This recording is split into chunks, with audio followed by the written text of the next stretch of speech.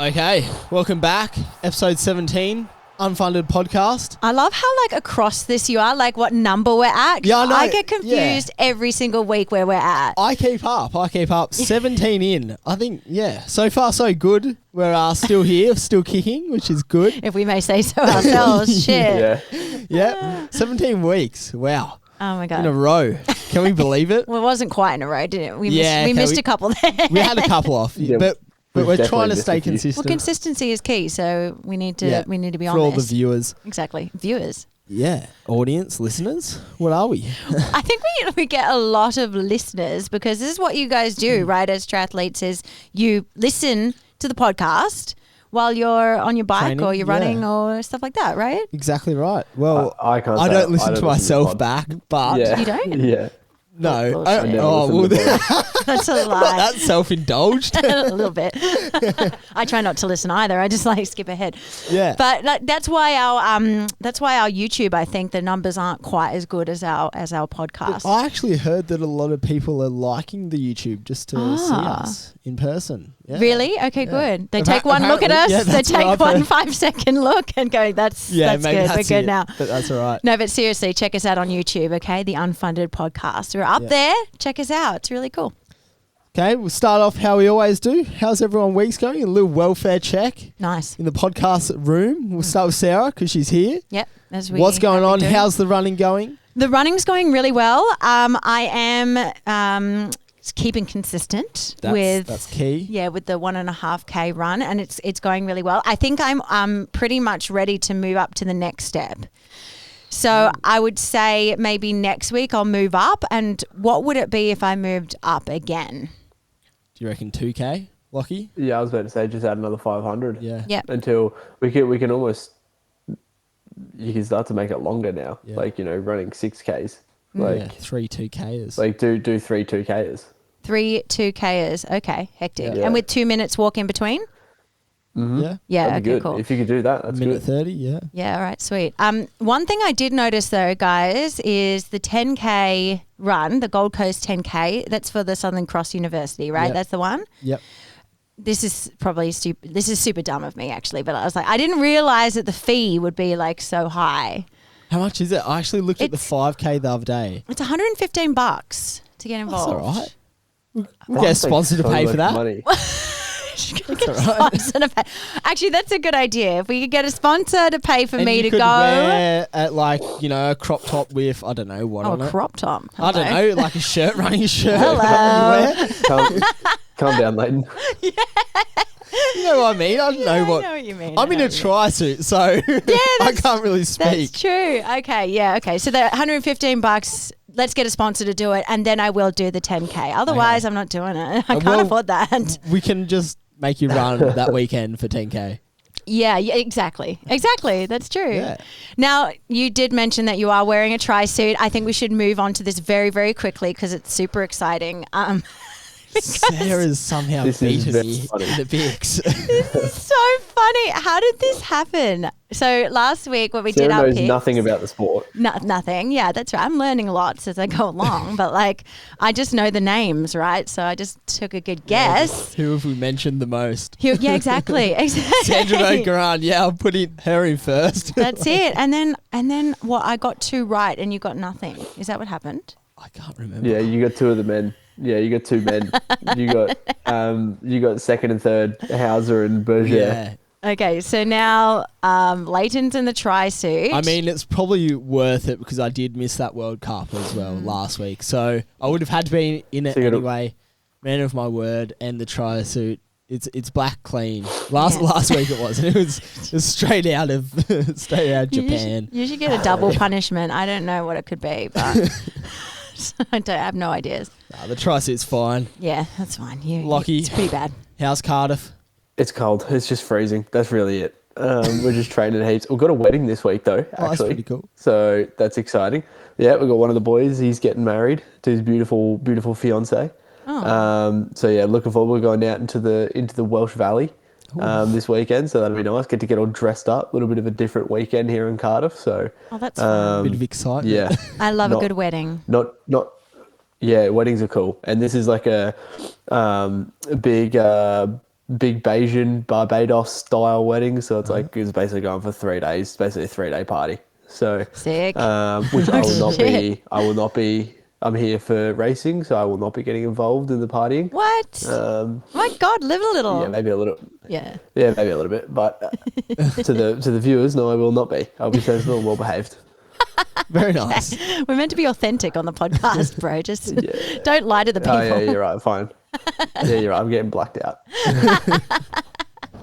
Nice. Okay. All right, how about you, Leighton?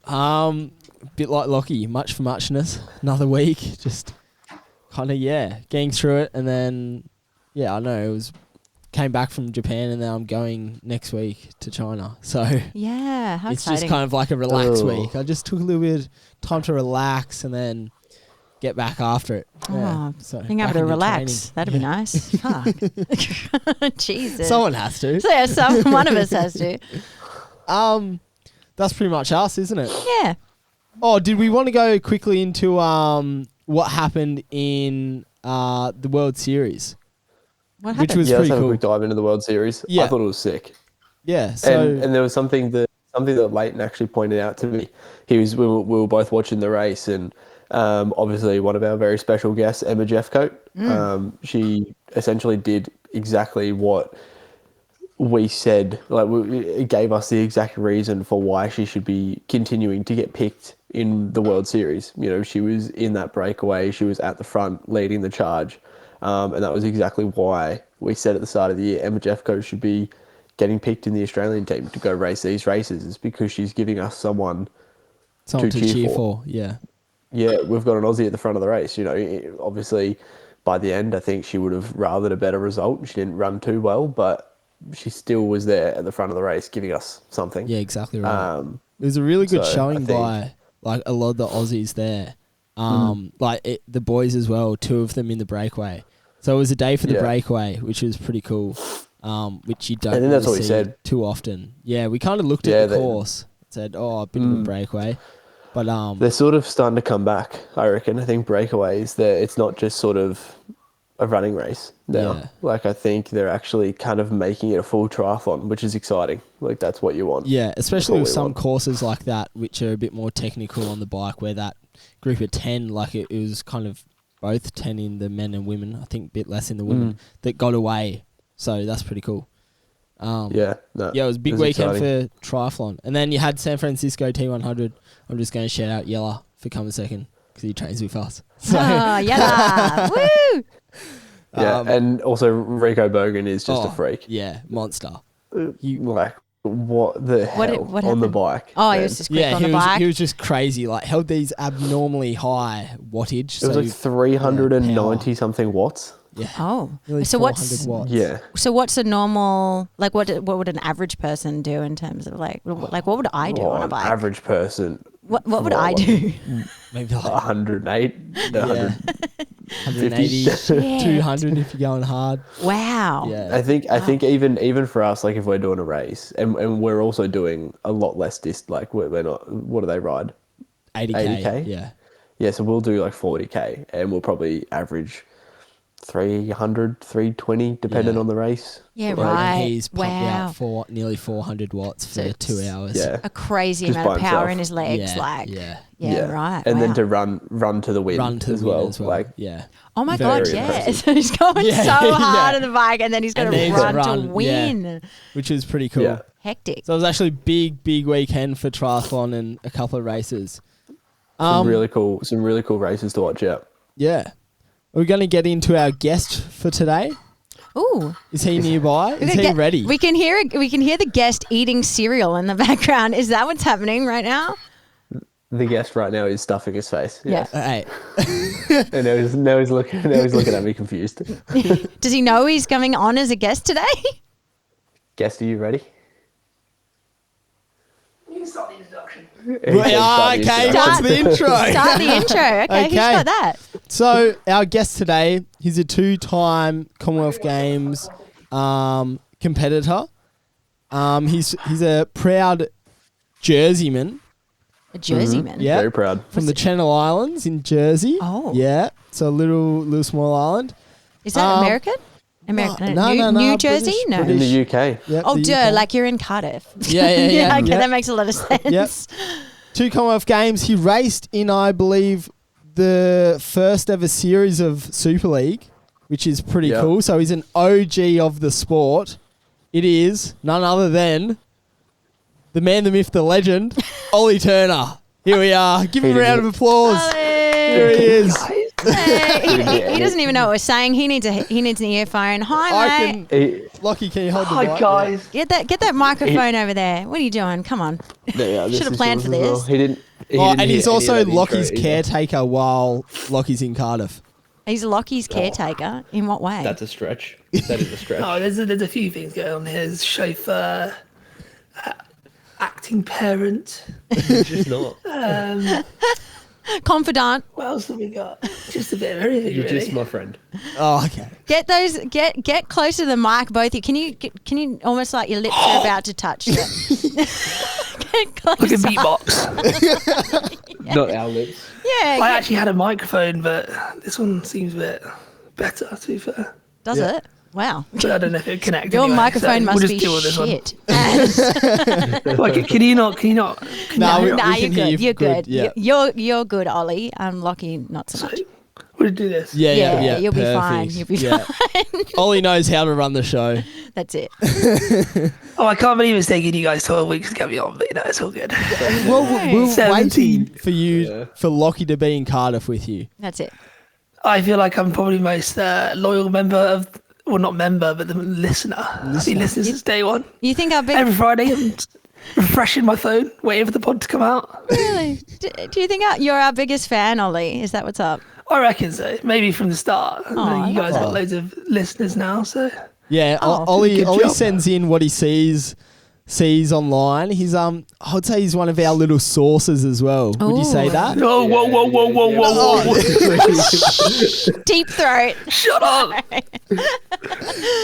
He's like, I Yeah, am just say around. now no say one something can, controversial. Yeah, no one can confine to Oh, no. Ollie. Okay, it's not him. It's Nah, not. No, it's not me. Ollie. It's not me. So, okay. Ollie, how has Lockie come to sit with you in Cardiff, in the little humble abode that is? Well, I guess it started back in 2018, where I went out to Oz, when I was 18, and joined your squad with Dane. And I trained into the 2018 commies. And you were what, you must have been about 16? Yeah, I was pretty young, 16. Yeah. So, I mean, we were good mates then, but we didn't live together or anything like that. And then I guess I came back to Oz again the next year. No, you must have been 17, because then you were 18 the next year, and you were training with a different coach. And then that time, well, I remember I was only supposed to be on the Gold Coast for a week. And Lockie, we went out for brekkie after a swim, and he was like, "Oh mate, you might as well stay for 3 months. 3 months." And I was at uni, and I remember just thinking, yeah, all right. It didn't take me very long. Gold Coast, Cardiff, it's not exactly a hard decision. And yeah, we basically shared a room, didn't we, for 3 months? Yeah. And yeah, kind of got real close. And then COVID happened. And I guess it's important to mention throughout those 2 years, you were just smashing me, weren't you? In training and racing. And then COVID happened.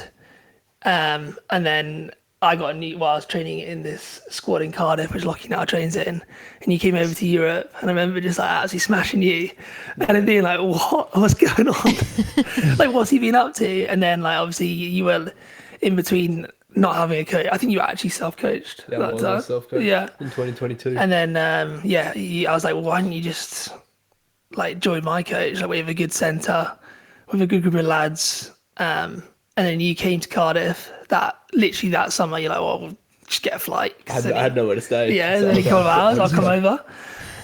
And you slept on a block bed, which went down after an hour on my floor at the end of my bed So for sad. 6 weeks. Yeah. And then if anyone knows Lockie, he can sleep literally anywhere. He would sleep on the hard floor with a crisp packet for a duvet.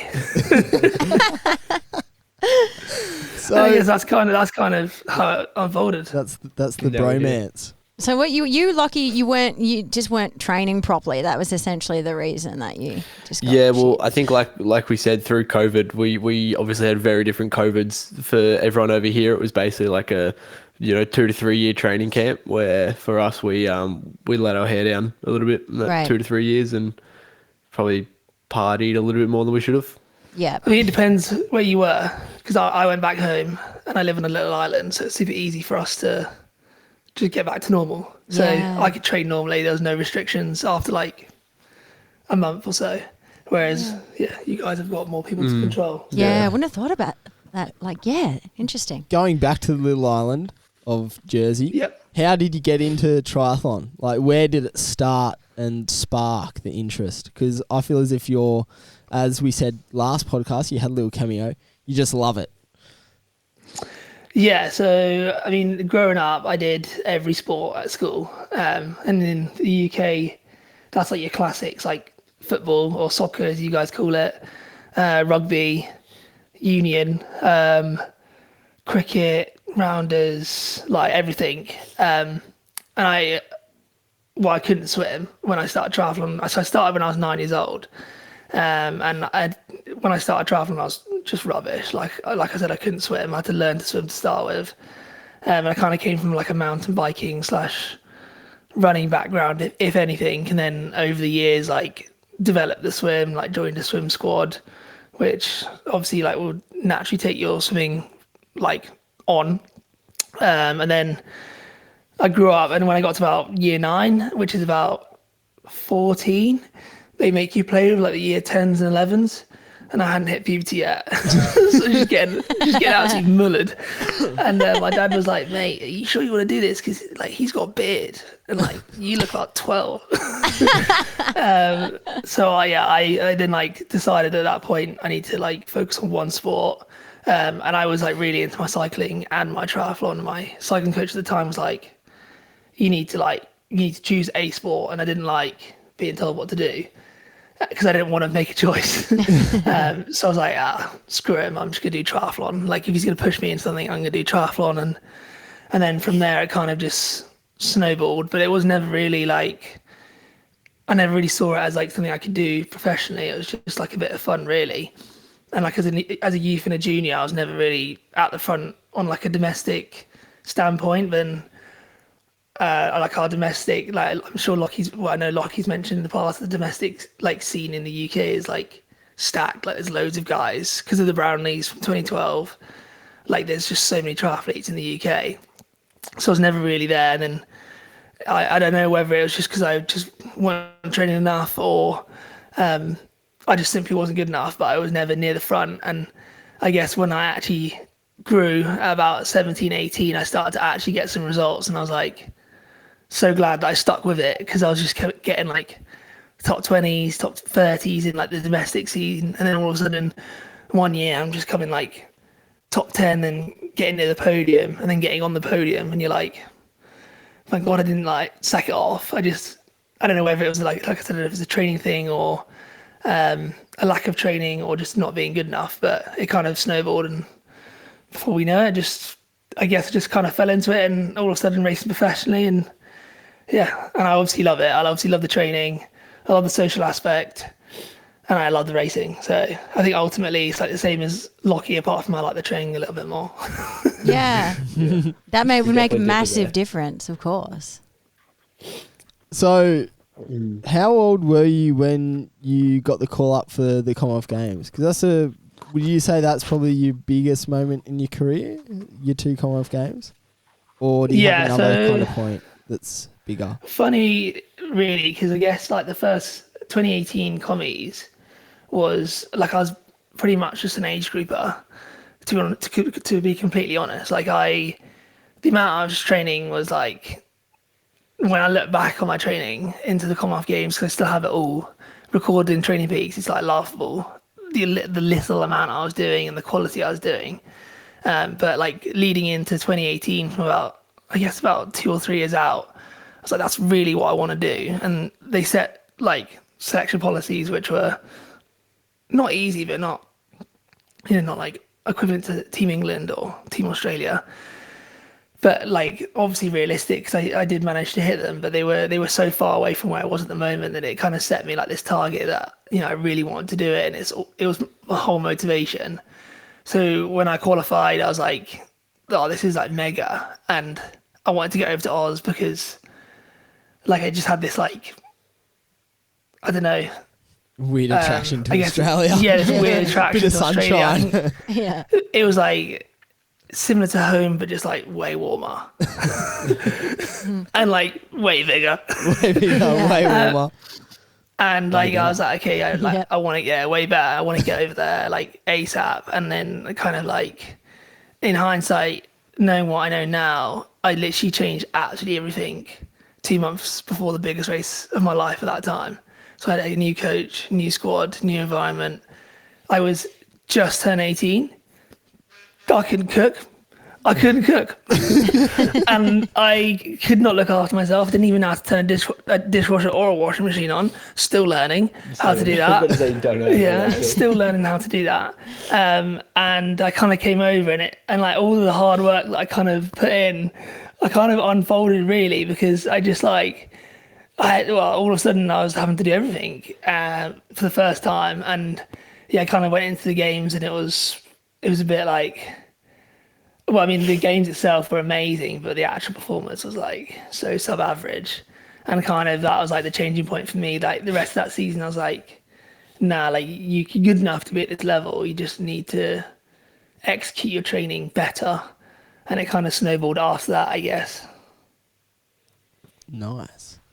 I think this is, we were speaking about this a bit between Ollie and I thought this was a pretty good talking point. You obviously started racing, like you said, at commies. You were 18, very young. Super League as well. I think most people in the triathlon scene would know you from Super League. That was obviously very early on when it was advertised very heavily, and you know, all eyes were on Super League back in the day when, you know, it first came out. And you were one of you raced in like almost, I think, the first 2 or first 3 series of Super League. Can you guys explain exactly what Super League is to the noob over here? Do you want to do that? So it's the so we have the World Series and then we have the T100, which is long course. Mm-hmm. So remember the super sprints that we were talking about? Yeah. There's a company that's called Super League who have their own series, and pretty much all the top guys are racing Super League now. There's more money in it, would you say? And it's at the end of the season after the World Series is done. Yeah. And there's about how many races? 3 or 4 races. Yeah, I think, Was there more, Ollie? More than 4 races? About 5 a year. Yeah, plus 5 a year, and they're all in the qualifiers. The first one was in Hamilton Island, so they take them to really cool kind of places. That was 2017. It's more of a spectacle. Like what we said about triathlon, how you want to make it more of a spectacle sport, that's what they're doing. Awesome. So it's Super League, bit of a... And they heavily pushed that too. Like it was advertised massively. Like when it first came out, Super League was like everybody wanted to be a part of Super League. Yeah, it was. It was and it was literally the best guys in the world racing. Plus me. In that, and Ollie. Plus Ollie.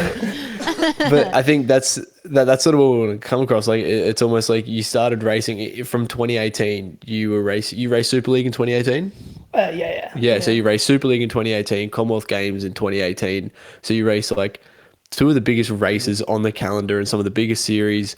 You know, we've obviously spoken about it. You had some serious money coming your way. You had you had the Royal Bank of Canada sponsoring you at one point. Like, and you were just a young 18-year-old, like at the time, like kind of first still, year first year uni, trying to figure out what you actually, you know, can do in the sport.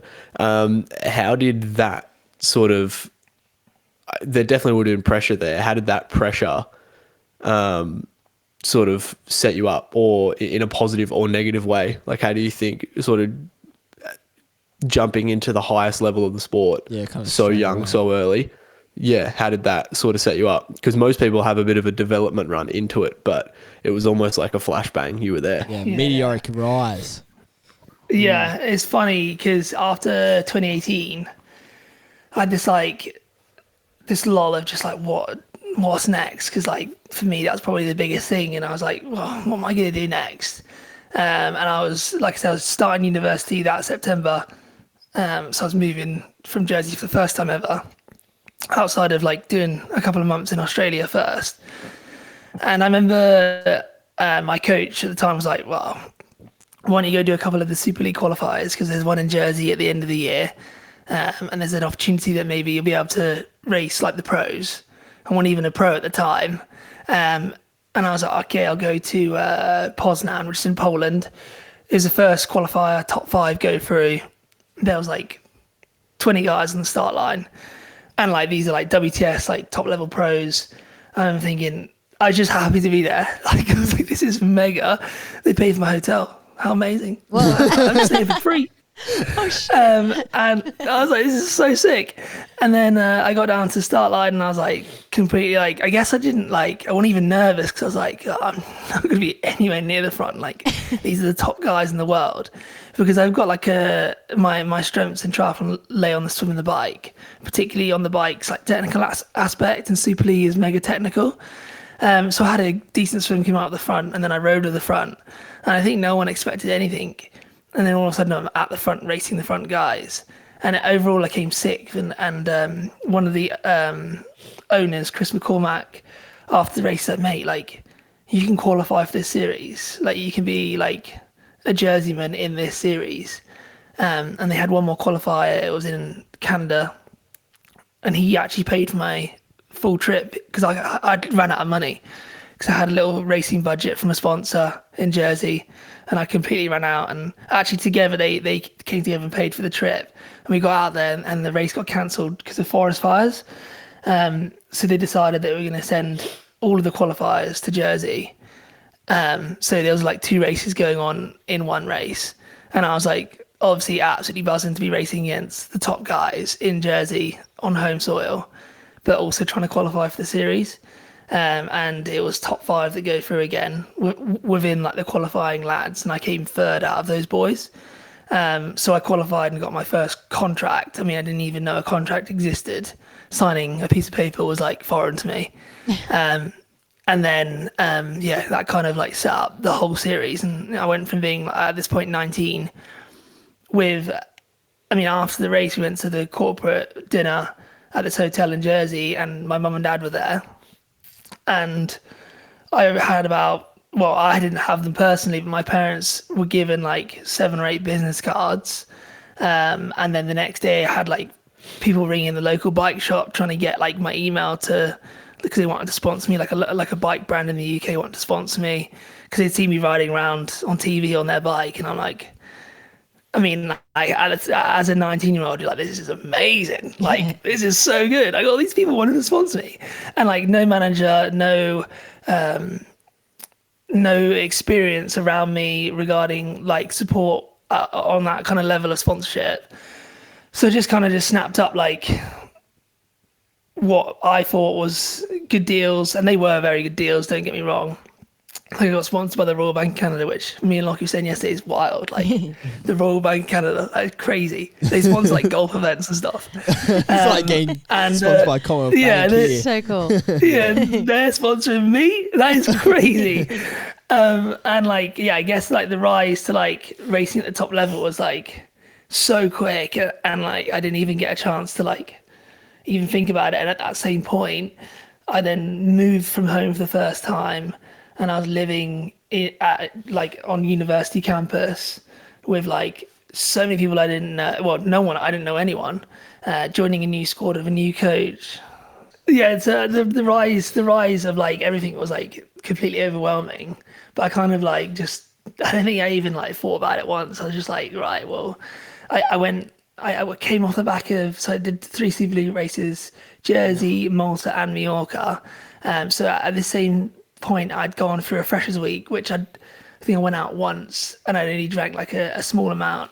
So when I got back from my freshers week, I was like, right, I'm a uni student and I have 2 weeks off, and I just smashed it. I just went to town on like night. Home. Freshers week is like O week. Fresh week, yeah, freshers, yeah. I know that. Yeah, and like in the UK it's like a big one, you know, like it is one of those, people just get steaming like every single night for 2 weeks. Yep. So when I got back, everyone was like done, and I'm like, come on, someone has to come out. And I put on I put on 8 kilos in 2 weeks, which is wild. Sorry, 1 sec, guys. Leighton's choking. Leighton's choking. I'm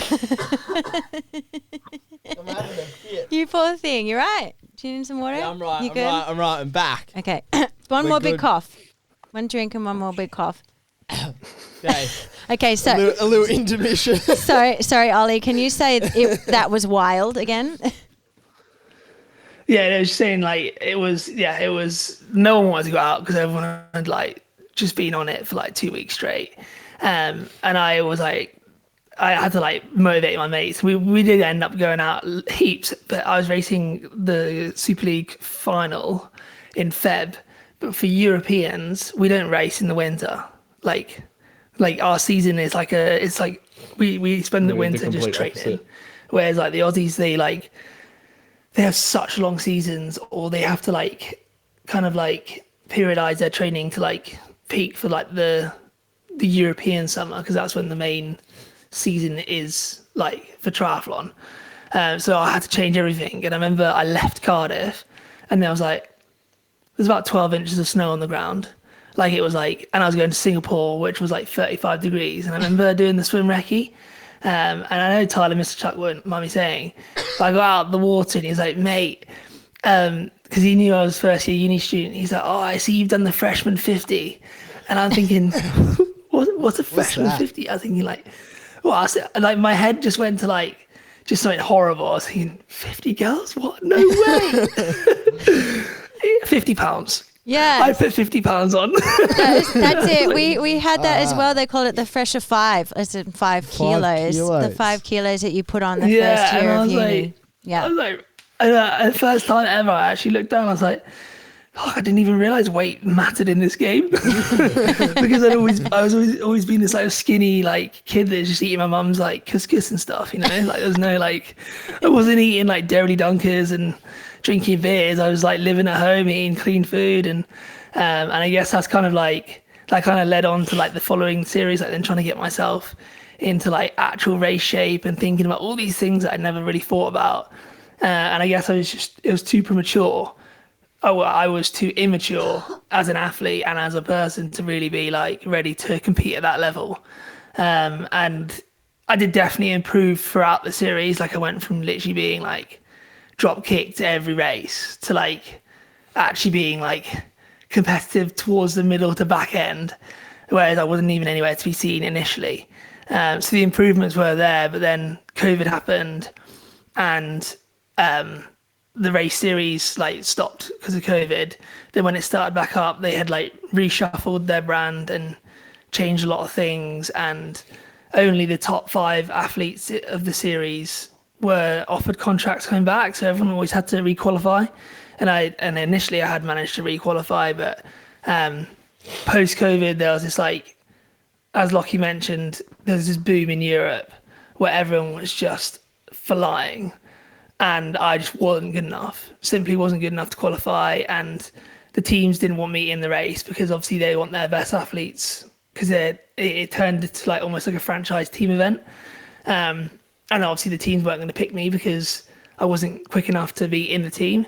And it was like trying to deal with that, like, for the first time, like, okay, yeah, maybe I wasn't ready for that. And now I don't know if I'll get an opportunity to race that level again.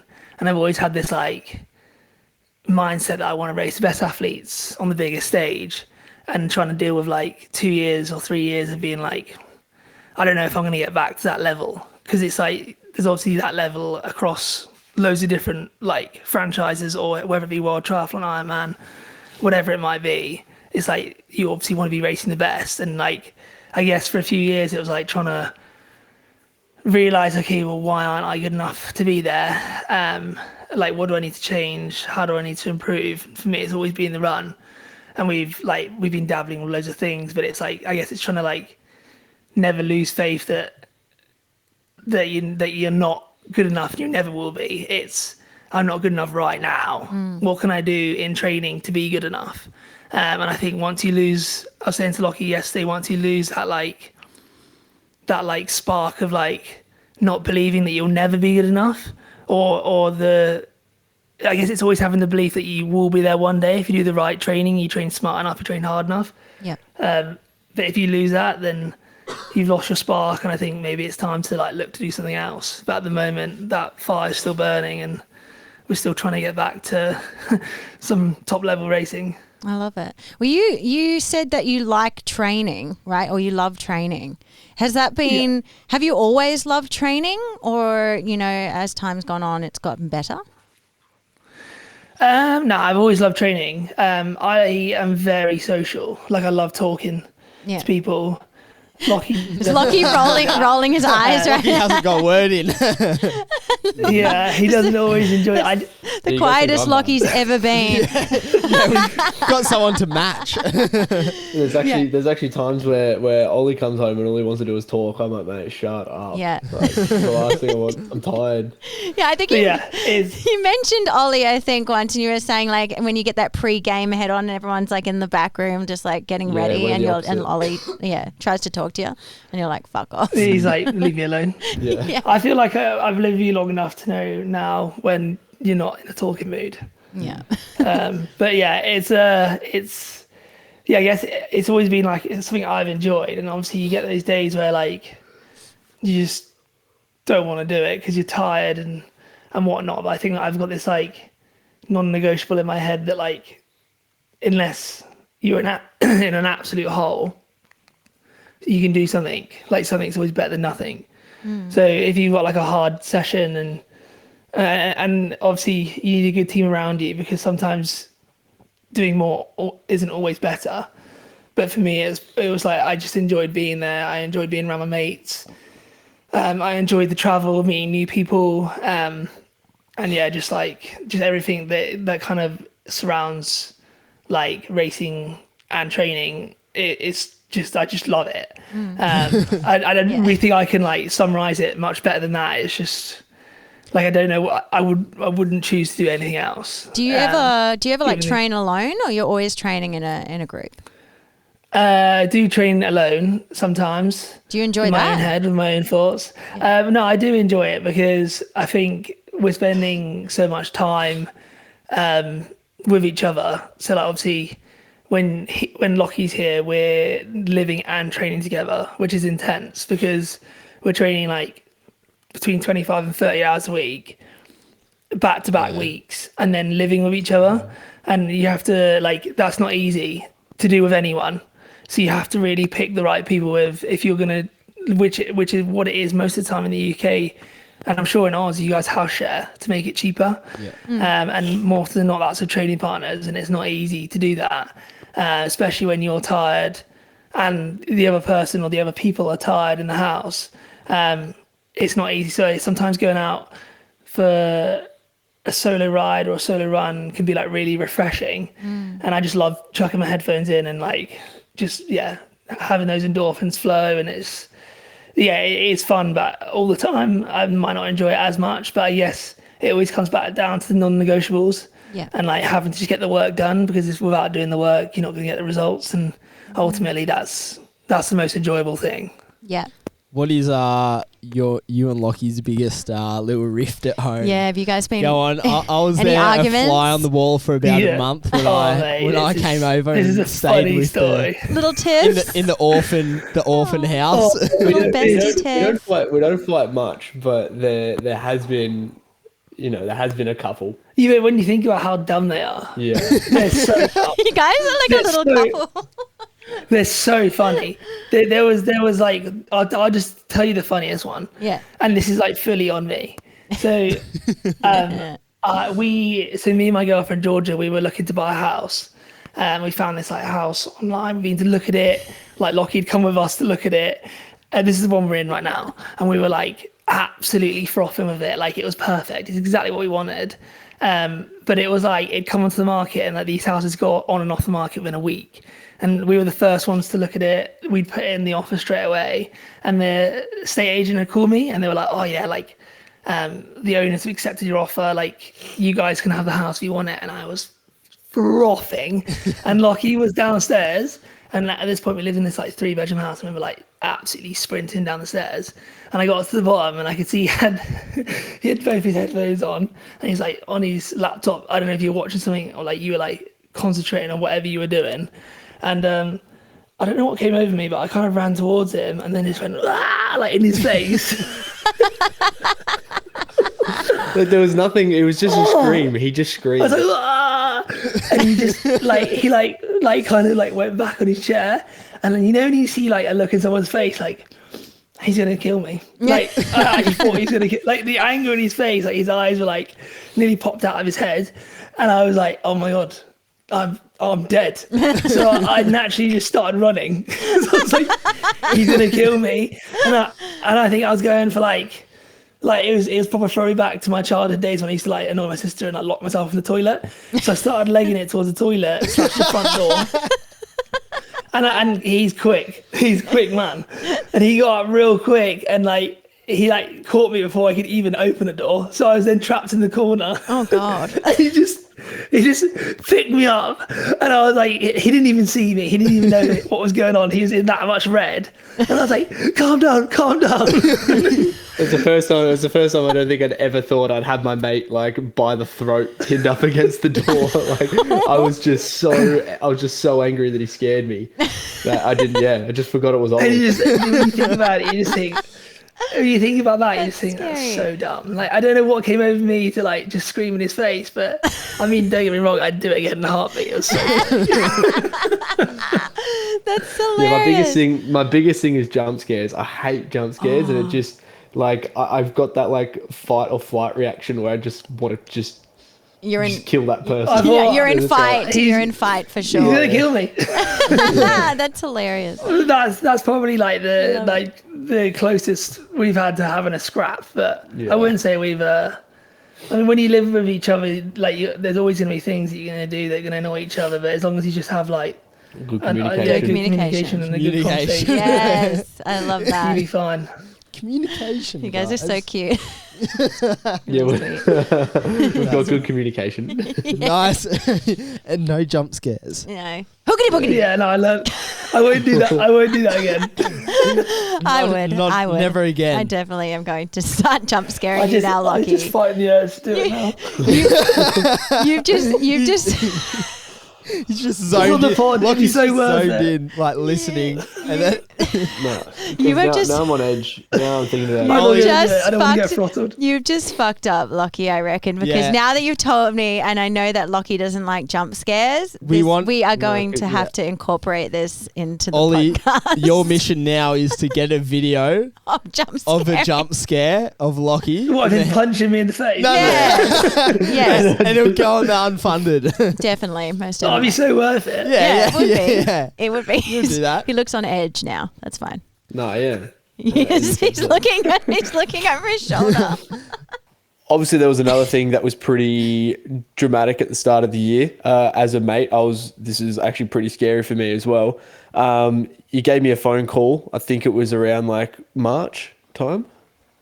What were we, June? Yeah, in March time. Yeah, around March time, got a call. You were pretty sick at the start of the year, almost to the point where I know I was speaking to Georgia, Ollie's girlfriend, and there was definitely, I mean, I don't think Ollie thought of it like this, but there was definitely, and we spoke about this the other week, the potential of having to medically retire from the sport. Jesus. You know, that's it was bad. It was bad. It nearly had me in tears. It was pretty concerning. Speaking to you, you'd never really seemed that concerned about it, but it was a lot more serious than what, Ollie led to believe. Tell us about that. You had some sickness, and then you've also, transferred into some new style of racing this year. Like, tell us a bit about that. It's basically, I've had like 4 or 5 clean runs of training professionally, and just like having like very little blips in the road, injury and sickness wise. And then I swear this year it's just gone, we're just going to chuck you them all in like 4 months. So start of the year, had a stress response in my femur and my sacrum. So double whammy, took some time off from running. Luckily it was only 6 weeks where I wasn't allowed to run. Then I came back from that and I was like, right, building back. And still time to get back for like a late May start. And I went on a training camp to Lanzarote, got back, and just spent the next 2 to 3 weeks like sleeping every day. I had bruises all over my legs, all over my arms, and like this little like red spotty rash. And I was like, I'm so clumsy. Like I knock my shin off the dishwasher and then just like swear at it for like 2 minutes afterwards, all the time. Like just constantly, like I just thought I'm just being dead clumsy. I'm dead tired. And I just genuinely didn't think anything of it. And my girlfriend was like, you need to go see a doctor because this is not right. Like you shouldn't just have random bruises. And she's a nurse. And I, because I didn't feel sick, I was just tired, which I thought was from the training. I was also not training great, which would have been another telltale sign. But I guess when you look back, it all does make sense. So yeah, she booked me a doctor's appointment, went to the doctor, and the doctor was like, she's looking at me like real funny. And I was like, what is this woman talking about? Like, why is she like making a mountain out of a molehill? I was thinking, just take my bloods. Like, I feel fine. I don't need to be here.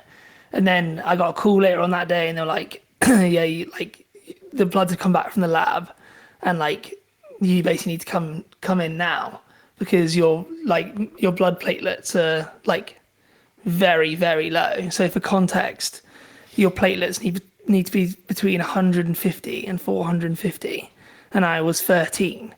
And your platelets are basically what clot your blood when you like get a graze or a cut, or even like from an internal perspective, like that's why the bruising was happening, because my blood wasn't clotting, and that's obviously how you get a bruise.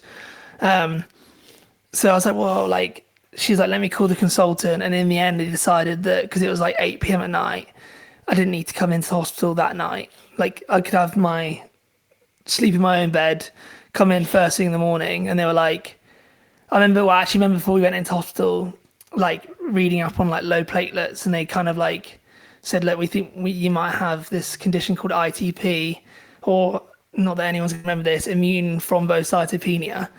And then I was like, well, I mean, I was blasé. I was like, whatever, like, you know, it's all good. And like, I was looking at Georgia, and I don't know, my parents and my grandparents were also in Cardiff at the time, which was not great timing. So I was like kind of entertaining, trying to like make sure they were having, because it's their last evening in Cardiff, they're having a good time. And then kind of like brushed my teeth and looked at George, and you know when someone looks like real rattled and like a little bit like, I don't know, like a little bit frail, I was like, oh God, like maybe she knows something I don't. So I was like, oh, do you know something I don't? And she looked at me and just said, no. Like, but you knew she was lying. And I was like, oh shit. So I went on ChatGPT, because obviously, like, what else would you do? Yeah. That's the way to go. And I realized I had 1 week to live. Dr. Google, yeah. And yeah, so basically I started reading up like all of the conditions that are associated to ITP, and it was pretty gnarly. I was like, I'm dead. I am brown bread. Oh no, not dead, but you know what I mean? Like it's not looking good. Yeah. And like I didn't sleep well that night, because I was like, oh shit, like yeah. If I have any of these things, it's not going to be great for the old triathlon career. Right. Because that's kind of like my biggest passion. And I went into hospital the next day. They did the full blood work on me, and like kind of couldn't make a decision straight away, but they were like, everything's looking okay, but we need to monitor it like over a long period of time. So to follow on from that, it was nothing sinister. And at the moment it is still unexplainable. They don't know what's going on, whether it's a chronic thing or an acute thing. Are you still getting so I'm still very much pretty well fine? No symptoms, because I'm on medication. So we're kind of like playing with the medication at the moment on how much I can take. They're trying to wean me off. And I was going in twice a week, every week for bloods. I hate needles as well. God. So I was not being the greatest. But it kind of like, because my platelets were so low, I couldn't train because of the risk of like falling off my bike or anything like that. Yeah. Oh, yeah, true. So then I had to take, yeah. so I had to take another 2 weeks off But she let me turbo after a week, which was so much fun. I just love turboing. It's amazing. What's I love turbo? staring at the wall. On the trainer. What does it mean? Inside riding your bike. Like a Oh, wind okay. trainer. But wasn't allowed to run at all. No, they made you wear a helmet. They said to me, the consultant was like, yeah, you can go on your turbo trainer, but like wear your helmet. And I was like, What? Okay, yeah, that's all right. That's funny. So Did you wear the helmet? Yeah, of course. no, that's fine. Okay. And she let me swim, which was kind of her after a week. So I was allowed to do some light training, but also my body needed like the energy to like recover and reproduce those platelets that were down. So then I was like, right, well, I'm not going to be ready, particularly because the run is my weakness. I'm not going to be ready to go hard. So I took a pivot and I decided, and especially after the injury, that I was going to like focus on the longer stuff, because my swim and my bike, particularly my bike, were in a great place. And that's kind of like what made me steer towards Ironman and kind of like go down that route. And that's kind of where we're at the moment. It doesn't mean I'm going to stick to that the whole year, but those first 2 races were non-drafting. And I'll go back to some short stuff for the middle part of the year, I think. Nice. You did pretty well in China. Little stint. Couple Yeah, it of wasn't too fourths. bad. 2 chocolate medals. Yeah, 2 chalky medals, which isn't ideal. The that's first one pretty hurt good. the most because my chain fell off. And this was one of those things that like no. just happens. Yeah. Like there's so many like uncontrollables, and that's probably one of the most frustrating ones, because you're like, oh, as if like Had as nothing if. to do with me. Yeah. Yeah. Equipment. Yeah. I was just screaming, fuck, on my bike in front of this like poor Chinese family at the side of the road. They were like blowing this whistle. They were like gassed. They're like, yeah, international athlete. And then like, obviously I'm like so vexed on my bike, and they just stopped blowing their whistle slowly.